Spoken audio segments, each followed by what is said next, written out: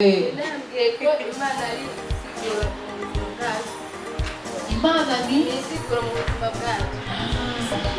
ta raison d'être. Nous pouvons ouvrir Coco Ali. Et là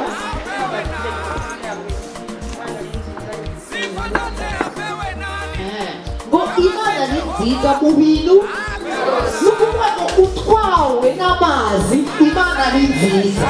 Imana ari nziza muri byose kandi ari igihe Imana ni nziza muri byose. wabonye ko Imana ni nziza yagarutse inshuro zingahe? Et il nous veut du bien. Je veux dire que Dieu te veut du bien. Dans sa nature, Dieu te veut du bien. Chacun d'entre nous, Dieu nous veut du bien. Qui est Dieu? Dieu, c'est un être mystérieux qui est au-dessus de toutes choses, qui a créé toutes choses, qui a une nature éternelle. Dieu, c'est un secret. Mais nous connaissons ce Dieu à travers sa nature. Dieu, il était avant que le temps ne soit. Il n'a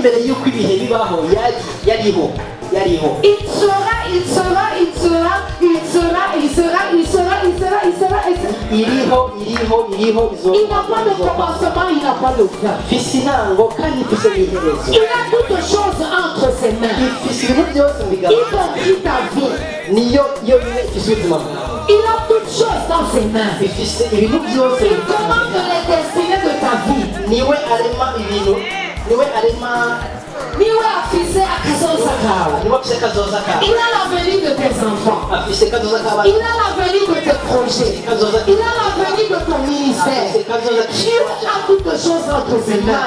Je veux dire que dans la main de Dieu, chacun de nous est posé. Tous les écoutes.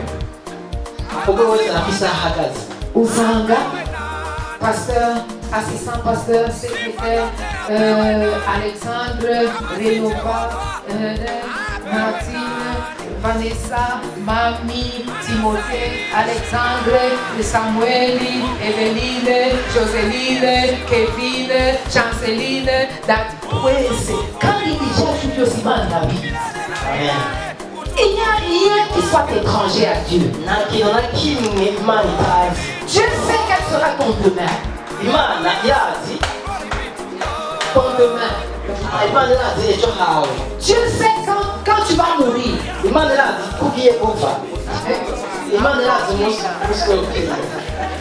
Dieu sait le jour que tu seras béni.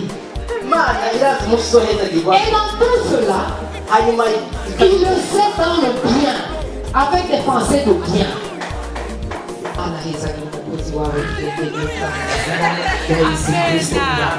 Il nous connaît pour de bien, pour de bonnes choses.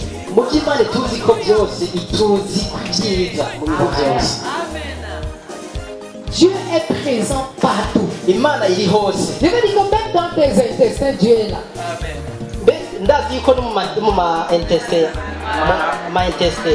Ce qui me surprend souvent, c'est que parfois quand nous avons faim, nous n'avons pas de frein. Mais on n'a pas de frein. Il met à ma filet. À ma filet. Usanga kubera gusonza umuntu yagiye kwiba. Umuntu yagiye kubesha. Kandi azireka ngo nazorira. Inzara yagiye gukora umumaraya. Afite ubuko bwiwe. Rero kugira ngo tumenye ibiri mu mamara yawe navyutse. Ingene bikoranze navyutse kugira ngo ushire ibintu. Mais Dieu sait tout cela.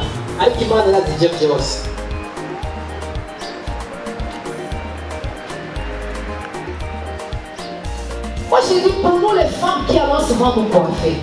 Tu vas t'asseoir, on tire les cheveux, on monte, on descend, on fait c'est bon. Mais tu ne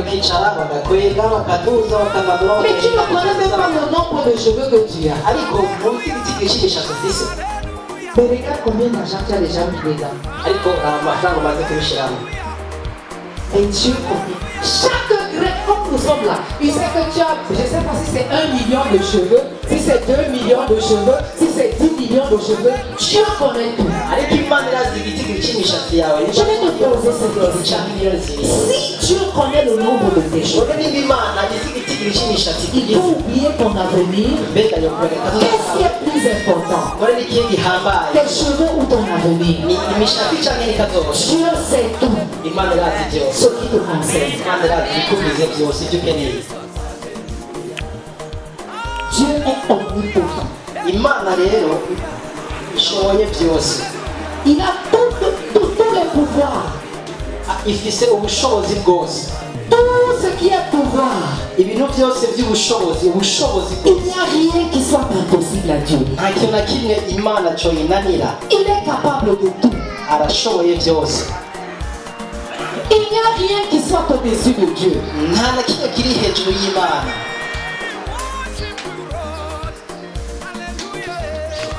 Quand nous regardons dans la Bible, Iyo turavye muri Bibiliya nous voyons les miracles que Dieu a accomplis par sa toute puissance. tubona ibitangaza Imana yakoze biciye mu bushobozi bwayo. Dieu dit que la lumière soit et la lumière fut. Imana avuga ngo umucyo nubeho, maze umucyo ukaba. Quand le soleil soit et le soleil est venu, Izuba niribeho kandi ryarabayeho. il dit que le Burundi soit et puis ça fait. Avuga ngo uburundi Tu vis. avuga ngo baho maze ukabaho. Il élève, tu es élevé. Aravuga ngo nushigwa hejuru ugashigwa hejuru. Il ouvre les portes, personne ne peut fermer. Arugurura imiryango nta n'umwe ashobora kuyugara. Pourquoi? Parce qu'il peut tout. Kubera iki? Nuko ashoboye byose. Il peut tout. Arashoboye. Il n'y a rien dans ta vie que Dieu ne peut pas faire. Nta kintu na kimwe mu buzima bwawe Imana itokora. Une autre chose de qui est Dieu Ikindi kintu ninde Imana, et qui met Dieu au-dessus de toutes choses. kandi gituma gishyira hejuru Imana muri byose. Est-ce que tu sais pourquoi Dieu est au-dessus de toutes choses? Mbega urazi ko Imana iri hejuru ya byose? C'est parce qu'il est saint. Nuko ari yera. La nature de Dieu, c'est la sainteté. Kamere y'imere k'Imana ni ukwera. Il n'y a pas de péché dans Dieu. Nta cyaha ku Mana. Et je veux dire que la sainteté, c'est une puissance, c'est un pouvoir. Ukwera ni bwo bushobozi bw'Imana. La puissance de Dieu, c'est sa sainteté. Ubushobozi bw'ukwera. Ubushobozi bw'Imana ni ukwera. Ubushobozi bw'Imana ni ukwera kwayo. Si tu veux être puissant, Niba ushaka kuba uhambaye ushoboye, cherche seulement la sainteté. nta kindi gisigaye atari ukwezwa.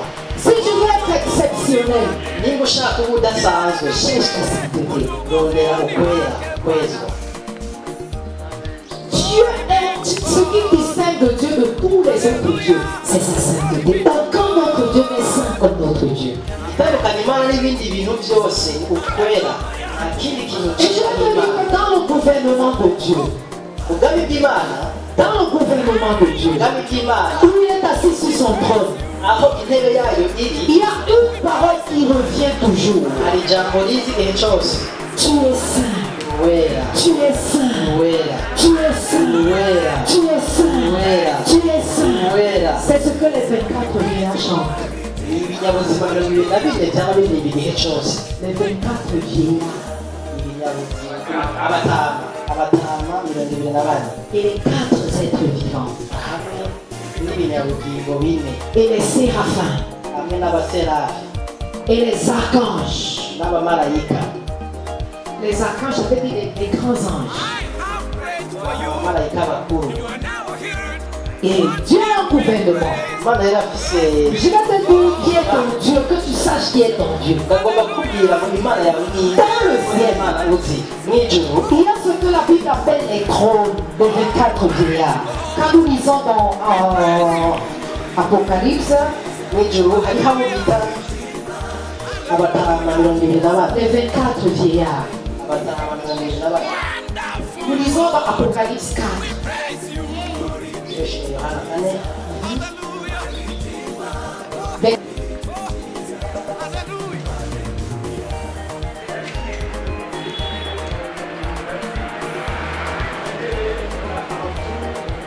abandi bicaye ko bambaye zera no mu mitwe yabo Voilà. Nous allons avoir l'image du ciel aujourd'hui.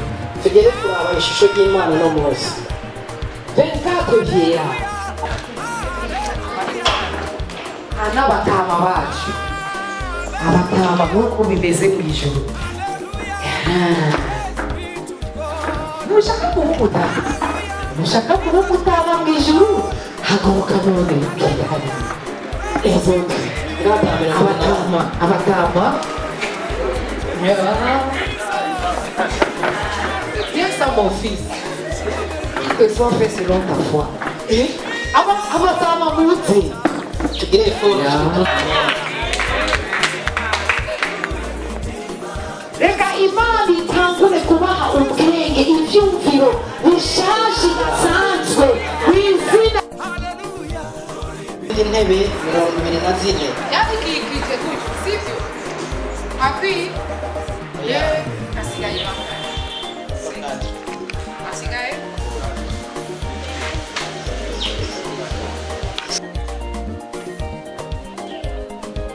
Imana ibacinzira aho atayinzira. Dans le ciel, mw'ijuru les 24 vieillards, abatanu 28 ils représentent le secret de Dieu. abo bagaragaza ibanga ry'Imana Tout le secret de Dieu, ibanga ry'Imana c'est dans les mains des 24 vieillards. riri mu biganza by'abatanu La puissance de Dieu ubushobozi bw'Imana est soutenue par les 24 vieillards. buri mu biganza by'abantu 28 Dieu ne peut rien faire Imana ishobora gukora sans les 24 vieillards. itabajije abatanu Que rien ne se passe dans vos familles, dans vos boulots, dans le Burundi sans vous, au nom de Jésus-Christ de Nazareth. mwebwe mudahari mu miryango yanyu no baraye no mu gihugu cyacu Qu'à partir d'aujourd'hui, les gens vous localisent, Dieu vous localise. Qu'à partir d'aujourd'hui, votre vie change. Qu'à partir d'aujourd'hui, quelque chose de spécial se passe au nom de Jésus-Christ de Nazareth. Je vais vous dire quelque chose. À partir d'aujourd'hui, ne vous considérez plus comme les gens vous considèrent. ntimusubire kwibona nk'uko abantu bababona Considérez-vous comme les vieillards. mwebwe mwifate La sagesse de Dieu, le secret de Dieu. ibanga ry'Imana Sortez de la mêlée. nimuve Mukigungu. Sortez de la mêlée. nimuve mu bugugu mwigugu ry'abantu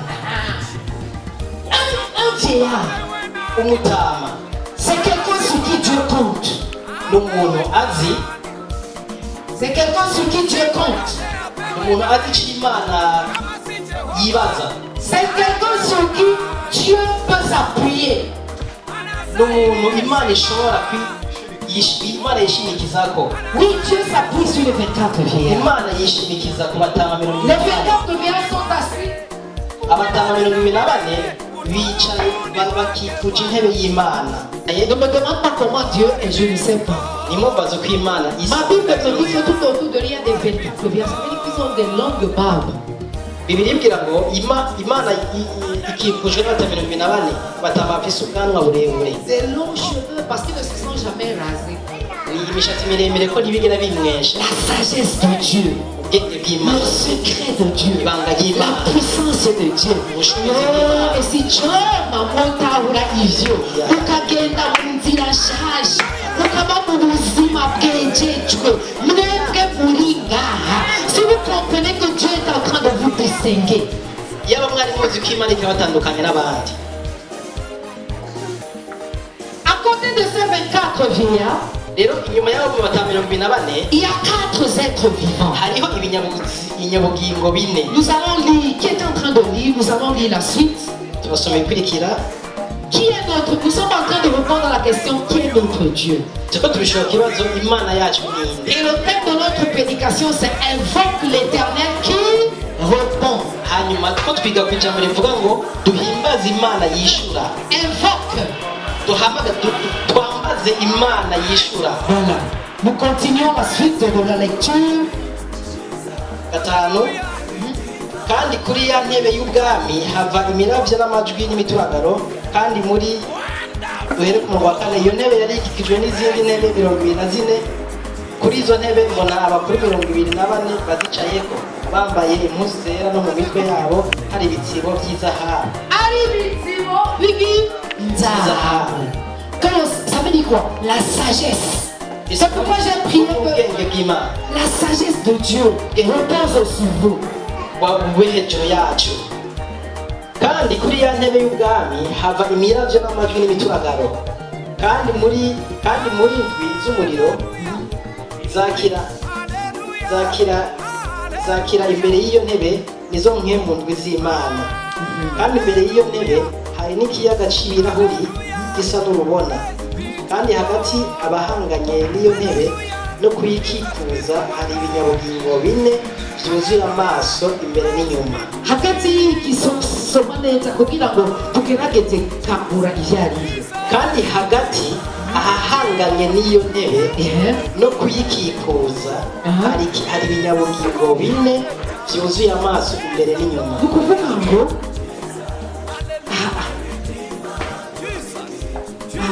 intebe y'Imana hama ari ibinyabugingo ine bafise amaso bimeze gute imbere n'inyuma. Imbere ubonye umuntu afise amaso imbere n'inyuma wogira gute?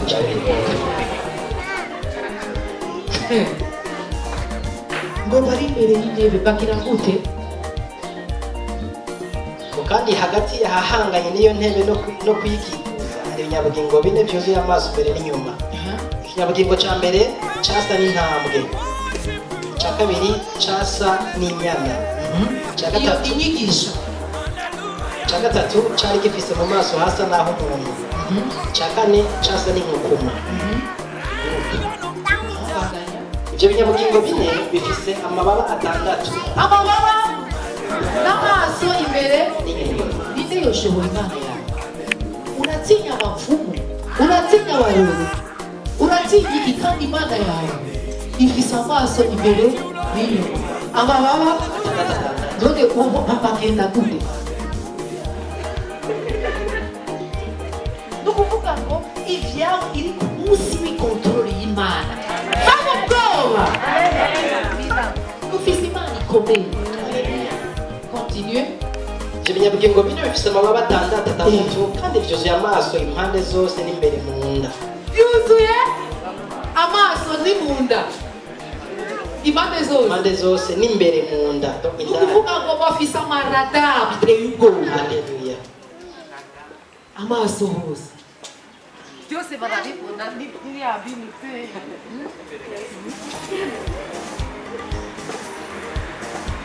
Abone Imana yawe bazanya kukoza Ntibiruhuka ku murango no mw'ijoro. ntibiruhuka. Ku murango no mw'ijoro. Umuntu yavuye hehe yaje mu gatondo arushe kwe natambutse amazi nakoyo navuye muhira nafashe kuri sentimire nukuri narushe mugabo bombo kuva isi bari muri vyo nyene imisi yose nico gituma mbira tuvuga ngo Imana yacu notre Dieu ne sommeille ni ne dort, il ne se fatigue pas, il travaille toujours. Imana yacu il ne se repose pas, ntiruhuka. Bariko fata Bibiliya yawe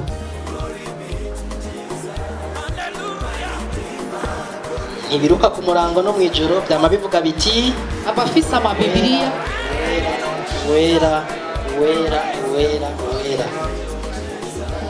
some twese hamwe.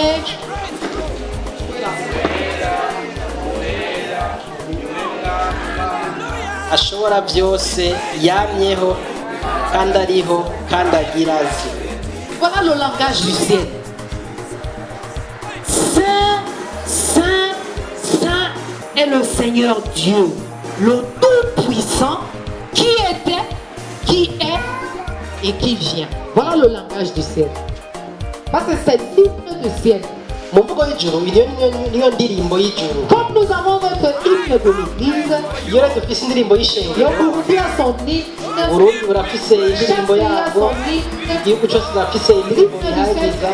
Saint, Ariko indirimbo y'ijuru ni uwera uwera uwera, et ils le font tous les jours. kandi babikora iminsi yose, Chaque heure, chaque seconde, et celui qui ne se fatigue pas. kandi ngo ntibaruha.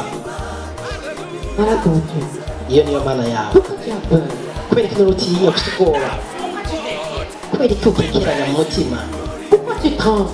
kubera ko ujugujugu Pourquoi tu comptes sur les gens? kubera ko uguma uraba abantu wizigiye abantu Invoque ton Dieu car il a la capacité de te répondre. hamagara imana ko niyo ishoboye kukwishura yo Ambaza. Invoque ton Dieu. ambaza imana yawe Il te répondra. Il izokwishura n'y a rien au-dessus de notre Dieu. nta kintu na kimwe kiri hejuru y'iyo mana Il n'y a rien qui dépasse notre nta kintu Dieu. na kimwe kirengeye imana Notre Dieu est capable. imana yacu irashoboye Ça, c'est le gouvernement de Dieu. uburere bwo bwami bw'imana À côté de ceci là, iruhande y'aba rero les 4 vieillards et 4 êtres vivants, iruhande y'aba batanu mirongo ine n'abana il y a ce qu'on n'ubugingo appelle bine les archanges. hariho abandi bamarayika bakuru Il y a Gabriel. hariho gaburiyeli Il y a Gabriel qui est chargé des bonnes nouvelles. uyu rero niwe wajejwe inkuru nziza Je prie que Gabriel t'apporte sa bonne nouvelle ce matin. agusengera ngo gaburiyeli akuzanire inkuru nziza muri kino gitondo mu izina rya Il y a yesu Michael. hariho mikayeli Il y a Michael qui est le puissant guerrier. hariho mikayeli uwo ni umugwanyi akomeye cyane C'est lui qui a chassé Satan du ciel. uyu rero niwe yirukanye satani mu ijuru Je prie que Michael, ndasenga ngo mikayeli il combat en ta faveur. agwane Les choses invisibles, les combats visibles, les combats invisibles. intambara iboneka n'itaboneka akugwanire N'aie pas peur. ntutinye Michael est là. uyo ntaruha Et il n'y a personne qui peut combattre avec Michael. kandi nta muntu n'umwe ashobora kurwana na mikayeli À côté de Michael, iruhande ya mikayeli à côté de Michael et na gaburiyeli Gabriel, il y a d'autres archanges. hariho abandi bamarayika Ils sont nombreux. ni benshi cyane Mais voilà ceux que la Bible mentionne. ariko raba abo nibo Il y a des anges. hari abamarayika Je veux dire que chacun de nous a son ange. ndashaka kubwira ngo umwe wese muri twebwe afite umumarayika wiwe Chacun de nous a son ange. umwe wese muri twebwe afite umumarayika Ton ange va travailler umumarayika wawe arakora dépendant de quelle est ton attitude. umumarayika wawe akora ibihwanye n'uko wowe umeze Bwira umugenzi wawe yiro muri kumwe que ton ange travaille umumarayika wawe akora dépendant de ton attitude. ibihwanye n'uko wowe umeze Si tu es un voleur, nimba uri umusuma parce que tu es saint, kandi ko wera ton ange ne va pas travailler comme cela se doit. umumarayika ntaza gukora ko Si tu es un menteur, nimba uri umubeshi si tu es un fornicateur, nimba uri umusambanyi si tu es une personne qui hait les autres, nimba uri umuntu yanka abandi ton ange n'est pas effectif. umumarayika wawe si hari Si tu es quelqu'un qui ne prie pas, nimba uri umuntu udasenga ton ange reste comme ça. umumarayika wawe aguma Il dit senga, nagusabye senga. None uryama iminsi yose kuva saa mbiri gushika saa kumi na zibiri mu gatondo. Usabye senga kugira ngo ndonke inguvu ndakungura imiryango. Senga kugira ngo ubwiza bw'Imana bugwire mu buzima bwawe. Senga kugira ngo Imana umumarayika ari inyuma yawe. Il y a des gens qui ont des malaïkas qui sont des goïgoïs. Pourquoi? Parce que tu ne pries pas. hariho abantu bafite abamarayika b'intege nke kuko ntimusenga Il y en a qui ont des anges qui ne travaillent. Pourquoi? Parce qu'ils sont toujours amers. hariho abafite abamarayika badakora ko buzuye umururazi muri bo Il y en a l'ange ne travaille pas. Pourquoi il parle toujours? hariho abamarayika badakora ko bavuga Ibyo bakoze batoye babandi jewe ntibambonye bahora batora babandi gusa.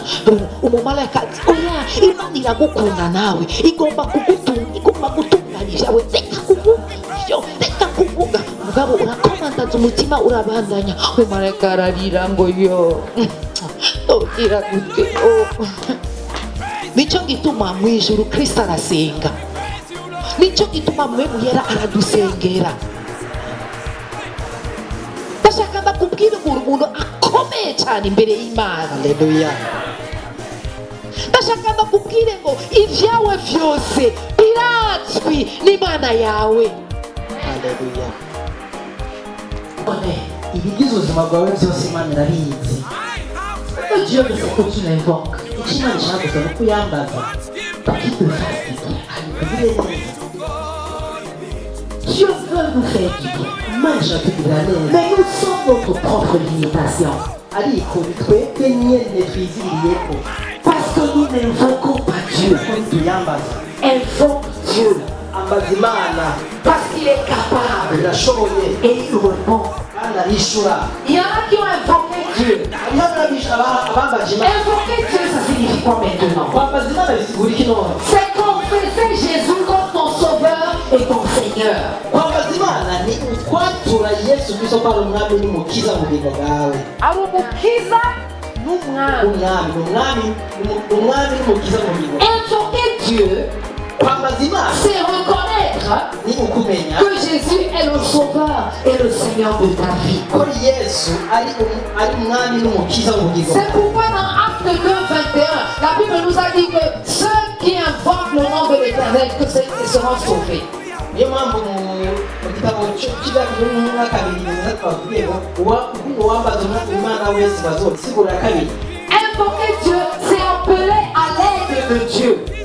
guhimbaza imana ni kwisaba kwambaza imana ni kwisaba ubufasha bwayo. C'est appeler à l'aide de Dieu. kwambaza imana ni gusaba ubufasha bwayo. C'est solliciter la toute-puissance de Dieu.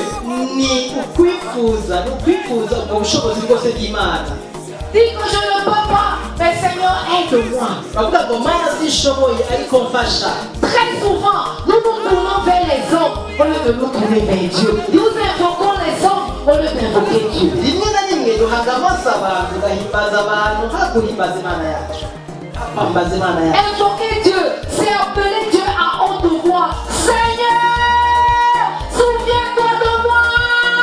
kwambaza imana ubikora n'ijwi rero ukavuga ati imana nyibuka. Je veux dire que les enfants connaissent bien invoquer. Les bébés. ndakubwira ngo abana burya barazi kwambaza. Quand un bébé a faim, iyo umwana ashonje tu le sais très rapidement. urabibona n'ingoga byihuse. Il appelle sa mère. arahamagara mama ararira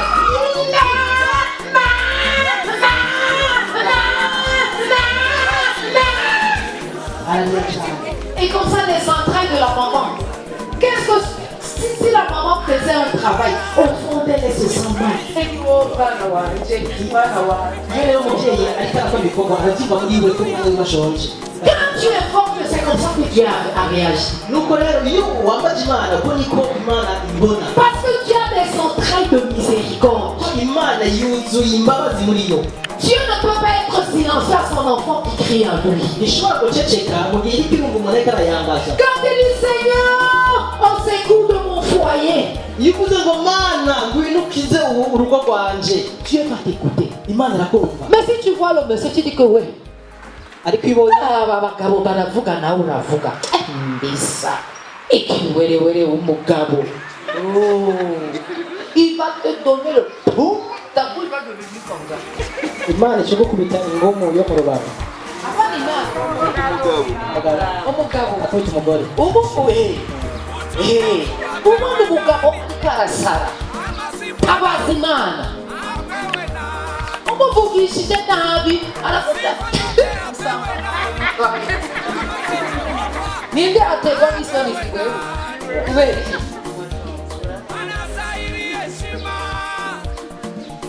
cyangwa umugore yesu ashimwe cyane. amen. Quand tu as des problèmes, invoque Dieu. iyo ufise ibibazo ambaza Comme un bébé invoque sa mère. nk'uko umwana yambaza. La même réaction d'une maman normale, c'est la même réaction de Dieu. kujya kuntu mubona umubyeyi abigenza ku mwana niko n'imana ibigenza kuri twebwe. Comme une maman prend son bébé, oh mwana wanje, warize, oh mwana kira. kujya umubyeyi ateza C'est comme ça que Dieu réagit. kujya nyine umubyeyi akurura ikibondo akagihedaheda niko Quand tu as des problèmes et tu te tournes vers un homme, tu pleures. Il dit mais pourquoi mon enfant ne m'invoque pas? Pourquoi pas moi? Pourquoi tu mets ta confiance dans des hommes? imana irababara cyane mu gihe dufise ibibazo tukambaza abantu. kwambaza imana ni ukuyigirira icyizere. Dieu veut que nous puissions l'invoquer. imana yifuza ko tuyambaza. J'allais vous parler de l'exemple d'Abraham qui est notre père dans la foi. tubabwire akarorero ka Aburahamu wese kuzo wabizeye Il a invoqué Dieu. yarambaje Imana Il a invoqué Dieu. yarambaje Je Imana vais vous dire qu'Abraham n'a pas eu une vie facile comme nous croyons.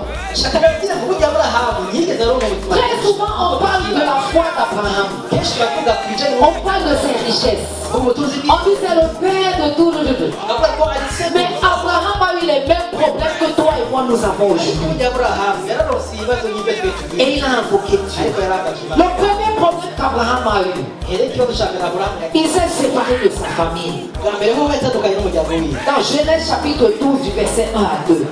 itanguriro 12, 1 à 2. 12 umurongo wa mbere n'uwa kabiri Il avait 75 ans. yari afite imyaka 75 Umutama afise imyaka ingahe? 75. Imana iti genda. C'est pas toi.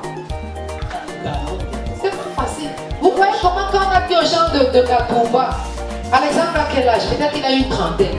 Il était fâché. Oh yana de Chaka. Imana iti va mu Katumba ujyariye. Alexandre ningene ababara cyane Aburahamu yari afise imyaka 75 Imana iti va abavyeyi bawe genda endelea. Abrahamu arahaguruka araraba inshuti araraba abagenzi araraba wabo mama yavuze isamaki yavuze isombe araraba biramubabaza mugabo kubera Imana yavuze ati je obéis je m'en vais. ariko ndubasha ijambo ry'Imana riri Il s'est séparé de sa famille. yaratandukanye n'umuryango wiwe Abraham était un menteur. burya Aburahamu yari umubeshi Il a menti que sa femme c'est sa sœur. ari mushiki we Dans Genèse 12 à 13. itanguriro 12 uhereye ku murongo wa 12 Il a dit à sa femme, tu es trop belle. bati mugore bati Quand on arrive là-bas, dis que je suis ton frère. ndazi ko bimeze cyane twashika hari byo kuvuga ko tuvukana ko ndi musaza Il avait aussi le péché qui le dérangeait. afite icyaha rero kirimo Mais il savait invoquer Dieu. ariko yarazi guhagaze Imana Abraham n'avait pas d'enfant. Aburahamu nta rubyaro yari afise Il n'avait pas d'enfant. nta mwana yari afise Dieu l'a béni. ariko Imana yamuhezagiye Mais à un certain moment, ubwa mu wundi mwaka il a dit Dieu. yarahamagaye Imana Dieu lui donne la promesse. Il dit Seigneur, tu m'as donné cette promesse que je serai riche, je serai mais je n'ai pas d'enfant. yambaje Imana avuga ati Imana warasitaniye ko uzabona urubyaro ariko aba none nta bana mfise Je n'ai pas d'enfant, Seigneur. nta mwana mfise nta kibondo mfise mwana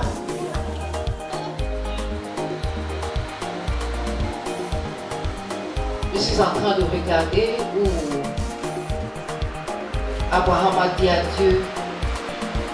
Dans Genèse 15, hein, Genèse 15 du verset 1 jusqu'au verset itanguriro 15 umurongo wa 16 tu as parlé à Abraham. Imana iravuga J'ai tout mon argent, tout ce que j'ai laissé. avuga ati Imana nta mwana mfise nzongera ubutunzi bwanjye amafaranga yanjye n'ibyo mfise Je byose lui dis, un héritier sortira de tes entrailles. Imana aramubwira ati muri wewe niho hazova urubyaro Dieu l'a emmené dehors, il a dit, compte les étoiles du ciel. Imana iramusohokana hanze imwereka hejuru ati harura izya nyenyeri zigize ijuru Il ne pouvait pas. ntiyashoboye kubihaca Dieu lui a dit, vois comment tes enfants seront. Imana iravuga ati iya nyene ubona atari nyene ashobora guhamura niko n'ibyo Dans ces étoiles, il y avait toi, il y avait moi. Je vais te dire que tu es muri une izo étoile. nyenyeri harimo jewe harimo wewe shaka ndakubwiriza ko uri inyenyeri Tu es l'étoile que Dieu a montré à Abraham. Ça veut dire que ton dossier, ta destinée est dans les mains de ton Dieu. bisigura ngo nk'uko Imana yabigennye dosiye yawe iri mu biganza by'Imana Tu es une étoile. wewe uri Je inyenyeri veux que tu saches à partir d'aujourd'hui que tu es une étoile. ashaka ngo kuva uno munsi none umenye ko uri inyenyeri Daniel a erré comme nous sommes en train d'errer l'église de Kajaga. Daniyeli Il a erré, il n'avait pas de domicile fixe. Daniyeli yarangaye nk'uko twebwe tuko turaba Il a quitté Charang, sa terre natale. yaravugisha hanze Il est allé à Morée. Il est descendu en Égypte. araja muri Il Egiputa est parti à Canaan. araja i Kanani Il a fui à Guéra. hanyuma araja i La vie d'Abraham, c'était une vie d'errance.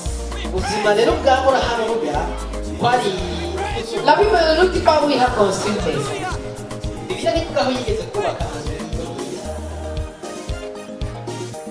Ça veut dire que la souffrance d'Abraham, imibabaro y'aburahamu c'est les souffrances que la plupart de nous endurons aujourd'hui. ni nayo na twebwe tugenda n'uno munsi. Abraham a vécu la guerre. Aburahamu yarabaye mu ntambara. Dans Genèse 14, Itanguriro 14 il avait son armée, il a combattu. yarashoboye kurwana, Il avait des ennemis. yarafise abansi, Il avait beaucoup de choses, de problèmes tout autour de lui. yarafise ibibazo bikwikuje impande zose. Pour terminer, je vais vous dire le secret d'Abraham. Mu kurangiza ndababwira ibanga ry'Aburahamu. La première des choses qu'Abraham a fait malgré ses problèmes, Ikintu ca mbere Aburahamu yagize intwari il a invoqué Dieu. yarambaje Imana, Il a invoqué Dieu. yarambaje Imana. Dans Genèse chapitre 12, le verset 4, la Bible dit qu'il a bâti un autel à Dieu. Bibiliya Itanguriro 14:4 itubwira yuko yubatse igicaniro. Bâtir l'autel à Dieu, c'est dire publiquement à tout le monde que moi je sais le Dieu vivant. Je crois dans le Dieu vivant. Kubaka igicaniro ni ukuvuga ku mugaragaro ati jewe burya Imana nambaza Imana yonyine, Imana iriho, Imana yamaho. Il était en train de dire à ses oncles, ses tantes que moi, je n'ai pas d'autre Dieu, je ne sais pas les idoles, je sais le Dieu vivant. Bakabwira abajyango biwe ba inarume bashangaza ati burya jewe nta Imana mpimbaza nsenga atari Imana nzima. Deuxièmement, Bwa kabiri Abraham avait la foi en Dieu.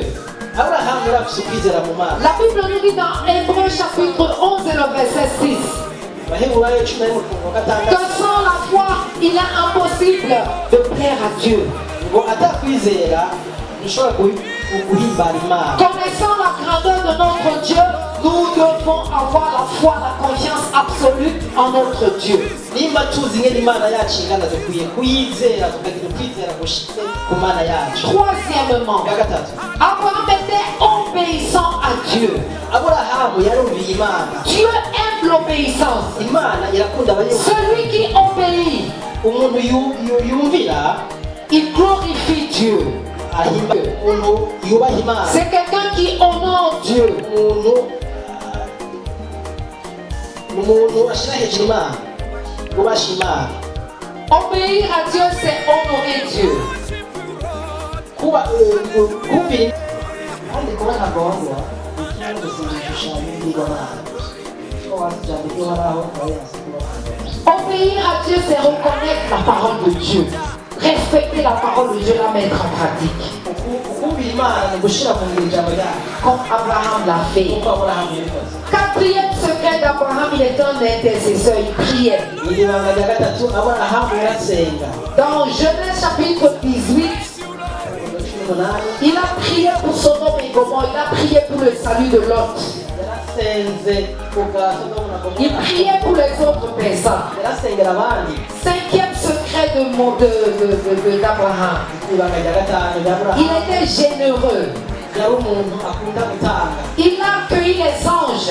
Yarakiriye abamarayika. Il a nourri les anges. Yarashobora kugaburira abamarayika. Et quand les anges ont mangé, Igihe abamarayika bafunguye, ils ont dit à cette année, à cette époque, basize bamuhaye isezerano ati muri kino gihe nyene tu auras un fils de Sarah. uzoba ufise umwana. Bien-aimé, il faut être généreux. Partage ce que tu as avec les autres. Imana irashaka ko uri umuntu atanga aha abandi, asangire n'abandi. Abraham payait ses dîmes. Aburahamu yatangira 10. Dans Genèse chapitre 14, Itanguriro 14, verset 15 au verset 17, nous allons lire. Itanguriro 14, avuga ngo atabarutse avuye kunesha Kedorahoma n'abandi bami bari kumwe, umwami w'Isodomu amusanganira mu kiyaya cy'Ishari, icyo kiyaya cy'umwami. Kandi Melikisedeki umwami w'i Salemu, umuherezi w'Imana isumba byose, azana imitima na vino, ahezagira Aburahamu ati bagahabwa umugisha n'Imana isumba byose yari ijuru n'isi. Kandi Imana isumba byose bagahezagirwa, yagushize amaso mu maboko, nuko Aburahamu amuhatira 10 muri byose. Amen. Abraham l'a fait. C'est que quand il a donné tous ses dîmes, il a été généreux, il a intercédé, il a été obéissant, il a la foi en Dieu, il a bâti un hôtel en Dieu. Quand il invoquait l'Éternel, l'Éternel répondait toujours. aburahamu amaze gutanga ikigira cumi akaba uwumvira imana akaba uwusenga imana akaba uwutanga akaba n'uwubaka igicaniro yarambaje imana yiwe. Bien-aimés, nous voulons invoquer le nom de l'Éternel. Bene data ndashaka ngo twambaze izina ry'imana. Abraham a souffert, aburahamu yarababaye mais il a invoqué le nom de ariko l'Éternel. yarambaje izina ry'imana. Il a donné, il a eu la foi en Dieu, il a obéi en Dieu. Il était généreux, il donnait. Il ne donnait pas seulement aux hommes, il donnait aussi dans la maison de Dieu. Et quand il a invoqué Dieu, Dieu a exaucé. Ce matin, je voudrais t'inviter aussi d'invoquer le nom de ton Dieu. Parce que notre Dieu, il répond lorsque nous l'invoquons. Ne t'inquiète plus, invoque Dieu plutôt. Dieu attend que tu l'invoques. Dieu attend que je l'invoque. Et quand nous invoquons Dieu, il répond parce qu'il n'est pas un homme pour mentir. Il ne doit pas se repentir.